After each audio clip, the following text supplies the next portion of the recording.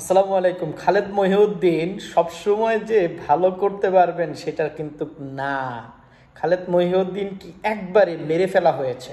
খালেদ মহিউদ্দিন মরে গেছে, সাংবাদিক খালেদ মহিউদ্দিন মরে গেছে। আবারও বলতেছি, সাংবাদিক খালেদ মহিউদ্দিন মরে গেছে, সাংবাদিক খালেদ মহিউদ্দিন মরে গেছে, সাংবাদিক খালেদ মহিউদ্দিন মরে গেছে। কিন্তু কেন? কারণ আজকের সেই টক শোতে সে নিজেই বলেছে যে আমি যদি আপনার সাথে কথা বলতে বলতে মরে যাই তাহলে আমি তো শেষ। তো পরবর্তীতে যখন সে রিপ্লাই করলো, যে বলল যে আপনার যে সম্পত্তি আছে সে সম্পত্তি আপনি যখন মরেই যাবেন জানেন, তো আপনি কেন আপনার মেয়েকে সম্পত্তি লিখে দিচ্ছেন না? তখন সে বলল যে ঠিক আছে আমি লিখে দিই, কোনো সমস্যা নাই, আমি লিখে দিতে পারি, লিখে দিব। কিন্তু তারপরে সে বলছে আমি লিখে এই জন্য দিচ্ছি না, কিছু কারণ আছে। কিন্তু কারণটা কি সেটা এখন যদি বলে, তখন বলল যে আমি যদি 10 বছর পরে আমার একটা ছেলে সন্তান হয় তখন আমি ওই ছেলে সন্তানকে কি দিব?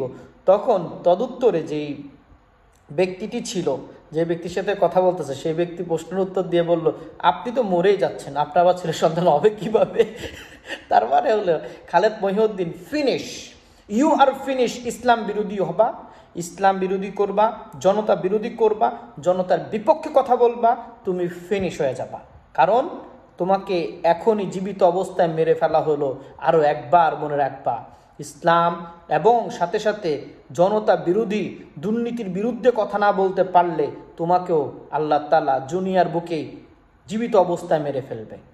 কথা সহজ, কথা শুদ্ধ কথা। আজকে যেই অধিকার নিয়ে আলোচনা করতেছো, যেটা ইসলাম বিরোধিতা কাজ করতে চাচ্ছিল, সেটার জন্য তোমাকে আল্লাহ তাআলা দুনিয়ার উপরে থাকতেই মৃত্যুবরণ করাইছে। Khaled Mohiuddin, you are die, you are die. Khaled Mohiuddin মারা গেছে।